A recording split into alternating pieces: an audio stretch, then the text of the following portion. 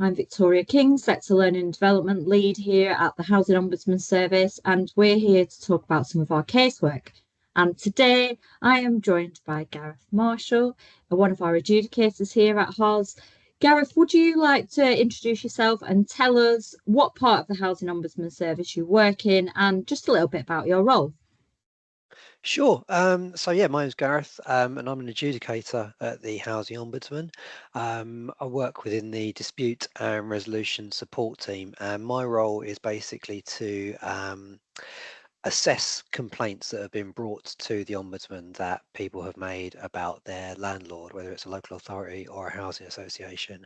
And when they have progressed their complaint through the landlord's complaints procedure and they are unhappy with the final outcome, then they can refer the case to us. And then I look through all the evidence that's provided by both the residents and the landlords and basically assess what's gone on and whether or not the landlord has acted appropriately, acted in line with its policies when addressing concerns that have been brought to them by the resident, and whether or not there are any failings that we can identify, and whether or not any redress is due to the residents as a result of those failings. Or, of course, in other occasions, I think the landlord's dealt with it really well and say so. So yeah, it's about making a final decision on what's gone on really, and trying to provide a resolution. Thank you for explaining that. So, we're here to talk about a case that you adjudicated on. Would you Yes, like to tell us a little bit of the background of the case? sure. So this was a case regarding how the landlord dealt with the residents' complaints. Well, not complaints initially. She raised concerns about antisocial behaviour and reported racial abuse from a neighbour. So the complaint was made or brought to the landlord in July 2022, and the resident specifically reported one incident in which she'd been attacked or reportedly been attacked and assaulted by her neighbour. She said that the neighbour had been racially abusive towards her, and as a result, police had been called. She told the landlord that she'd required medical attention, and as a result of the incident, didn't feel safe in the property, so she asked to be moved. Now, the context to the lead up to the complaint was that this wasn't the first incident that she'd reported. She told the landlord that she'd been reporting issues from her neighbour and what she termed racial abuse threats from this specific neighbour for over 2 years, and she believed that the assault could have been prevented given the fact that she'd made previous reports and felt that the landlord hadn't acted appropriately on those. Um, After reviewing all the information that had been sent across to us, our investigation found that the landlord hadn't responded to the resident when she'd made reports of ASB and alleged racial abuse in line with its ASB procedures, and we identified several issues with how it had responded to her. These included the fact that it logged a report from her in April 2022, but didn't act on it, despite the fact that when it logged the report, indicated on its internal notes that it was a potential hate incident.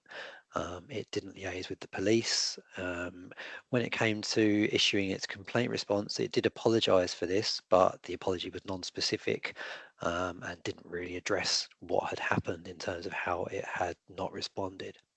We also found that it failed to act on a further ASB report the next month. The issue was part of the residence report was passed on to her housing officer, who then didn't follow it up. Um, we also noted that within the landlord's diary notes and case notes, there was some really, well, I think the only way of describing it is inappropriate language used by the particular housing officer. Um, they closed down the May 2022 report, and their explanation for doing so just didn't make any sense. It wasn't possible to understand why they'd done it, and it wasn't done in line with any of their policies or procedures. They were also quite dismissive towards the residents' concerns in how they'd written it. They said that when she had reported noise disturbance at in the early hours of the morning, their actual words were, "What does she expect me to be able to do?" and noting that they'd told us to get independent advice rather than come to them. Although within the records that we saw, there was no evidence that they'd actually done that. So whilst they may have, it wasn't recorded. And that was a theme throughout. Their recording was pretty poor about how they logged particular cases and how they progressed them. Um, we commented that the language was unprofessional and would have had the effect of it really backing up the residents' concerns or the residents' feelings that her concerns weren't being taken seriously. In terms of, when the housing officer said, what does she expect me to be able to do? We felt that the resident could have expected the landlord to acknowledge her concerns, show that it considered whether or not there was any further support or advice it could offer her, and also make some further inquiries, such as interviewing neighbours to see if they'd seen any signs of these reported incidents, and also suggesting to the resident other ways in which she could have recorded things, such as through diary sheets or noise recording apps. Again, there wasn't any evidence that the landlord had done those things. There was a further allegation from the resident of racial abuse in June 2024, but the landlord didn't record that as a potential hate crime. It just referred to noise and parties from a neighbour, and again failed to make any further inquiries or look at liaising with other agencies such as the police. It opened a new case the following month, but then added notes to a closed case. So there was further issues regarding its recording, and that of course meant it might have missed any potential links between reports that were being made. Overall, we found that his records were unclear. It was really hard for us to identify actions it did take, aside from the evidence showing that it didn't take actions in many cases. When the resident did bring her complaint in July 2022, she included several police reference numbers, but these were overlooked, and the landlord went back to her and said, well, we can't do anything unless you provide some police reference numbers. And there was, again, communication issues. It did acknowledge that partly within its complaint process, but then didn't do anything about it. Within its final complaint response, it said, it would bring those references to relevant staff's attention, but then there was no evidence from that point that it did go to the police and ask for full disclosure on stuff. Again, we found after the complaint had been brought, there were further records made on the landlord's case notes, and the housing officer again made comments which weren't ideal. They said that there was no evidence to back up the resident's claim, but that appeared to be based solely on a conversation with the alleged perpetrator.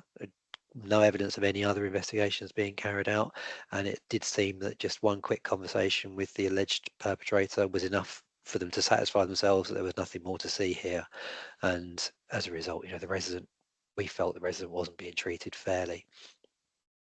It also failed to treat her fairly when it closed the open antisocial behaviour case in January 2023, because she didn't respond to an offer for mediation with the neighbour. She had told them that she was in fear of the neighbour and that she wasn't prepared to do it, and it wasn't really reasonable that it saw her failure to engage in that process as a reason for closing the complaint, closing the case. It didn't evidence that it had made any other attempts to communicate with her or look at any other ways in which it could support her in that time.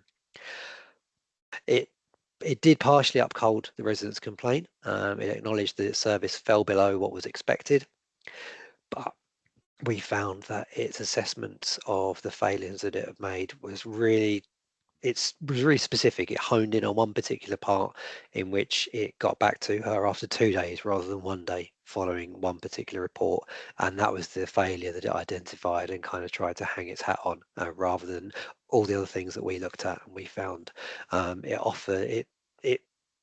It said that it had actually taken appropriate actions regarding her reports, which obviously we ultimately disagreed with, and it made her an offer of £100 as a goodwill gesture.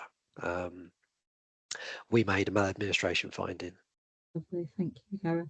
It must have been really traumatic, a really traumatic experience for the resident, and the fact that she'd been reporting racial abuse and threats from the neighbour for over 2 years is just such a long time for the resident to have to put up with those events for, and then to come potentially face to face with them for mediation. I think that must have been terrifying for her to Yeah, um to absolutely, absolutely. And I think obviously we're not able to ascertain whether or not antisocial behaviour did take place, and there was some really limited feedback from the police that they in certain instances things weren't taken any further. And I guess in some ways they have the same issues that landlords and we have. If they're not there present, sometimes it's difficult to actually establish what has gone on. But the very fact there was a clear pattern here which didn't seem to be identified, the resident felt she wasn't being listened to, and that was really borne out by the case notes. I feel, the landlord was not really taking her reports seriously, and wasn't doing enough to satisfy itself that there wasn't more to this or something that it should be doing to resolve it and support its resident.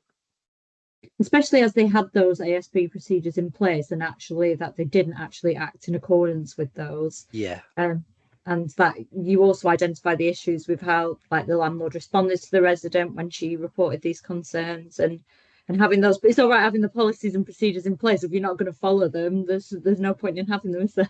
exactly. And I know sometimes we find, when we look at cases, that there are issues with a landlord's policy or its procedure, but here, exactly as you said, there were policies and procedures in place, and it just didn't adhere to them in this case. The situation may well have been different had it done so. So you mentioned that at the end of your explanation, the background of the case, you said that we made a maladministration finding. Alongside that, you made some orders and recommendations. What were these? Yeah, that's right. So we ordered the landlord to provide a written apology to the resident for how it had responded to her reports and how it had handled the case. And we also ordered it to pay her £500 compensation. This was £400 on top of the £100 already offered. We also ordered it to carry out a case review, and suggested that it paid particular attention to its communication with the resident and how that could have been improved, and also how it records actions that it takes when it creates new antisocial behaviour cases and when it receives reports from a resident, how it logs things and how it can show evidence of the actions that it's taken and progresses cases. And we asked them to share this review, both the resident and ourselves, when it was completed. So you've identified some like really key points there for the landlord to sort of look at wider than just in this case, in looking at that communication and how it makes those records. So if you're listening to this and this is something you want to know more about, record keeping, do check out our Centre for Learning section via the HOS website. We've got a spotlight report on attitudes, respects and rights, which covers communication. And we also have some learning and case study examples around this on our Centre for Learning Hub. And I should also say that on that record keeping point, that we've also got some learning around this topic as well, which we produce sort of linking to our spotlight report on knowledge and information management. So there is stuff out there for landlords to learn from, and good practice and not so good practice, and what they should be doing. We've got all the recommendations in those reports. So if you haven't read them already, do check them out. So anyway, back to this case. What did the landlord do in response to those orders and those recommendations? So, following our determination, the landlord actually responded pretty promptly. It acknowledged our determination on the same day and contacted the resident within a week to ask for her bank details so it could process the compensation. Following that, it came back to us with the report it had compiled following the case review, well inside the deadline for compliance. That's great that they were so responsive. When you were looking at this case, what stood out as particularly good? So first of all, it's apology letter. So we ordered it to provide a written apology to the resident, which of course it did so. And the apology letter wasn't particularly long, but it did clearly reference the case and the failings that we'd identified. It wasn't an obvious template or a copy and paste job, which we do sometimes see, things that aren't specifically addressing the issues that we've drawn out from a report. They will just say, "We're sorry, the Ombudsman's ordered us to write this." So it was good that it had done that, and a complaint, an apology letter doesn't need to be massive. It just needs to be sincere, and I really felt that in this case that was what had happened. It came across that it had really kind of taken on board what we had said, and also the case review that it provided us with, or sorry, the case review that it carried out, and then the report that it provided us with. It was pleasingly comprehensive, and it really gave an indication that the landlord had gone through our determination and looked at the findings that we'd made. At the start of the review, it acknowledged that it hadn't carried out the appropriate steps in response to the ASB reports, and it hadn't acted in line with its procedures. It also acknowledged that its communication with the resident was, in its own words, poor and sporadic. It concluded there had been, again, its words, unacceptable management failings regarding the residents' reports and how it handled them. And it said that this has led it to carry out a further review of the oversight its management teams have of antisocial behaviour and reports made by residents. And this further review identified that the way in which it recorded cases on its central records system was not, again, its words, not adequate to effectively report on actions, timescales, and closure outcomes. So that's a really big thing for it to identify, the fact that its recording systems weren't adequate to effectively manage the cases. It told us that a modified system was being tested, which it hoped to have in place for May 2024. And it had also introduced some key performance indicators for housing officers and area managers, which set timescales for communicating with residents, carrying out risk assessments and action plans, and also that there was a really pressing need to add clear closure notes. So when a case was shut down, what happened, why it was being closed, etc. It told us that it really hoped these measures would compel, again, it's words, line managers to, if more effectively manage and report on ASB case management, and to improve the way that cases could be, or reports could be run, on its internal systems of how cases were being managed. It also set out a raft of other learning and training sessions that it said all staff would have to attend, and that attendance on and completion of these sessions would be monitored. And there was something that I thought was of particular interest, in that it really took on board our findings about the actions of the resident housing officer. And, in some ways, it's a bit of a difficult balance to strike when you're writing these reports, because we are just talking about the landlord as a whole, and sometimes it's not particularly fair to single out individuals, because that sometimes that can be a sign of a landlord's overall failings, that the procedures aren't right, or the way the working practices aren't right, rather than kind of honing in on an individual. But in this case, I think it was particularly regarding the comments that they made and their behaviour. So the landlord advised that they had taken part in a reflective practice session with their line manager, and specifically discussed how they might have dealt with the case differently, and they would also have to attend ASB refresher training. So whilst not wanting to single anyone out, it was good that the landlord really picked up on that and felt that there was something that they could be doing to support this particular member of staff, and hopefully make sure that they could respond in a more positive way to future reports, whether from this resident or from others that they deal with on their patch. So I think it was a really positive thing that the landlord acknowledged that and picked up on it. Yeah, thank you. I think the point there about the apology letter to the residents is a really good one, that it just said what it needed to say. It was really clear and concise, and also that it seemed genuine, and that it was like a tailored letter to that resident. It wasn't just Yes. that template where they fill in the blanks and they send out when something's gone wrong. So that's really good to hear. And also good to see that with the case review that they did, it was so comprehensive, and that they demonstrated that they'd actually really taken that time to look at the determination and assess those findings that we made. Yeah, Um, absolutely. Especially about the way in which they record things on their cases, because I think, obviously, before we spoke about that, you mentioned about the knowledge and information mm. report, spotlight report, and I think in hindsight, it would have been helpful if I'd linked to that within my report, which I didn't actually do. So, that's something to, whilst we're on reviewing cases, I'll think about that myself for the next one similar to this. But the fact that the landlord then picked that up and found that out for itself, I thought was not found it out for itself, but identified that for itself was really positive. Yeah, on them, we run some virtual workshops on knowledge and information management, and some of the landlords have told us about some of the really good stuff they're doing. So, one example they gave us, they've got like the housing officers, they're all like mobile workers, so they're out Mm. and about. And what they've got is back office workers who are specially trained in how to make really good contemporaneous notes, not include any bias or anything like that.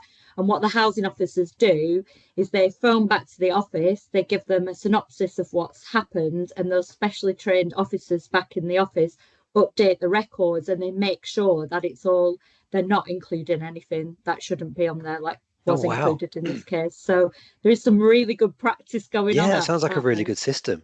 Yeah, and it's working really well from there. And if you think about like freedom of information requests, like a resident could phone up the landlord and say, "I want to have all my records pulled from the system," Yeah, and they could be seeing exactly what's being written about them.